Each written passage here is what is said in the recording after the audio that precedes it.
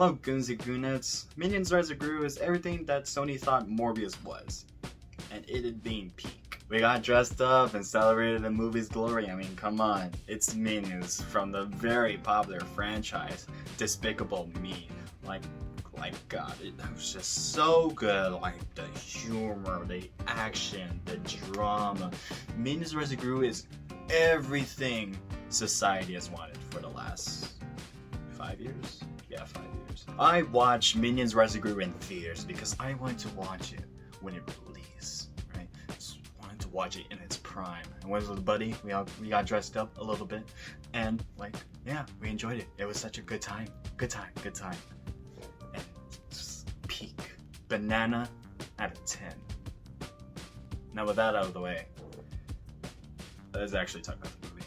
Rise of Gru felt very small. I just wish it had more to it, which I don't know, there's really not that much to honestly talk about this movie, but I still enjoyed it, oddly. You see, the first Minions movie was okay. I just don't think it had the same charm as the other Despicable Me movies, mainly because Gru isn't in it. With Rise of Gru, it's the origin story of a goated villain. Like, look at his moves! Now, I'm not exactly one of those people that hates the Minions for whatever reason. I find them tolerable at best, and have some good funny moments at times. I like the Despicable Me movies when the center of focus is not entirely the Minions, which really makes the first movie the best, and Rise of Gru being either second or third. I don't know yet, switches between Despicable 2. I've always been more intrigued with Gru's villain stuff when it comes to the movies, and that's what made Rise of Gru enjoyable compared to the weaker movies. Now that's the movie as a whole, but by itself, got stuff. It's certainly a kids movie. Remember how this whole trend started? It was because of the announcement of the incredibly stacked soundtrack. And Yeats having a song. First of all, I don't even think they used the entirety of the soundtrack, and if they did, they barely used it. The Kelly Desafinado cover came out as a single to hype up the soundtrack, but it's barely in the movie for a good 5 seconds, and you can barely hear it. Also, the Yeats song's not even in the movie, which leads to this movie's style. It kind of goes places, you know? The soundtrack makes you believe it's a 70s heavy movie, but it's also focusing on Kung Fu and Chinese New Year stuff. Then with the Yeats song, it's such a random collab that barely has anything to do with the movie. And remember that stuff I said about the focus of the movie? Goes all over the place too. It feels it doesn't do much with the Minions for it being a Minions movie. I mean, they're there, and we're still kind of following Kevin, Stuart, and Bob from the first movie. And they introduce this new minion, Otto.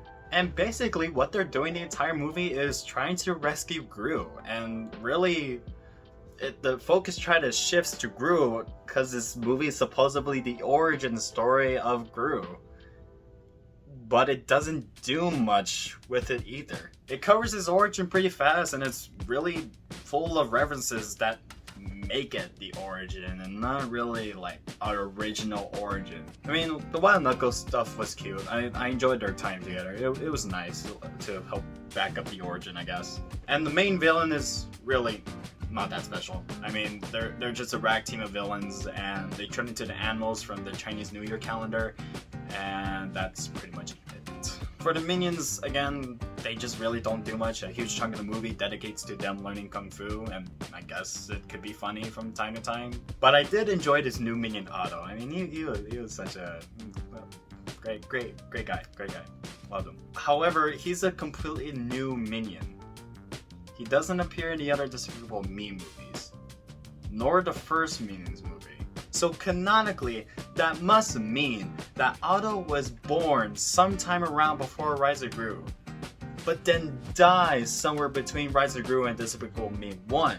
He just doesn't appear in the other movie, so canonically he must die, right? I mean, this gotta be explained in the third Minions movie. So all in all, this is another kids movie. It doesn't do much with its concepts. The humor is okay. The animation and visuals are nothing special to talk about. That's really it.